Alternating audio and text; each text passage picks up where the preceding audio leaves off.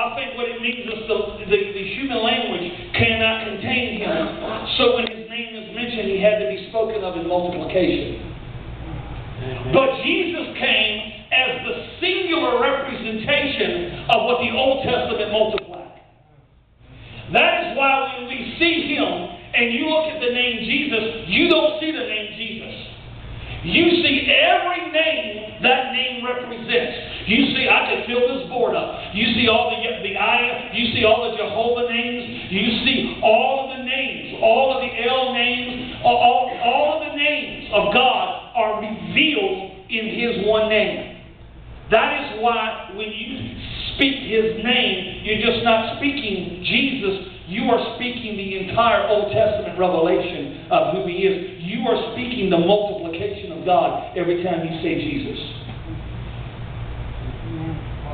And if you come to the book of Genesis, the first thing we find out about Genesis is if we look at let's look at chapter 2. And look at verse 15. Genesis 2:15. And the Lord God took the man and put him into the Garden of Eden to dress it and to keep it. So man was first placed, and I said this the other day, and I want to say it again. Man was placed into a finished work. If this circle represents the garden, man was placed in the middle of a work that was already finished. Now his mandate, assignment, was to steward the garden.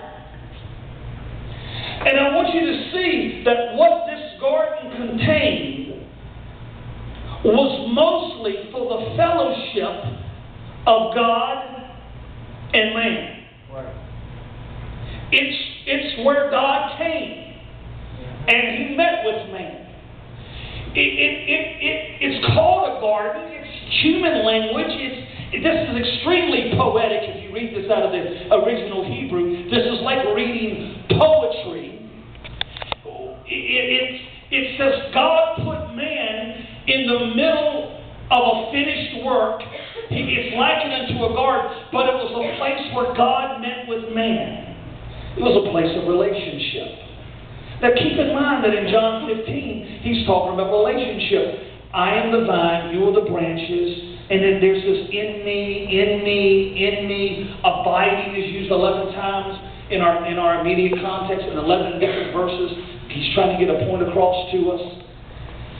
So in this passage, the truth about the garden is that it is a place that was created for us. And it was a place that God put us.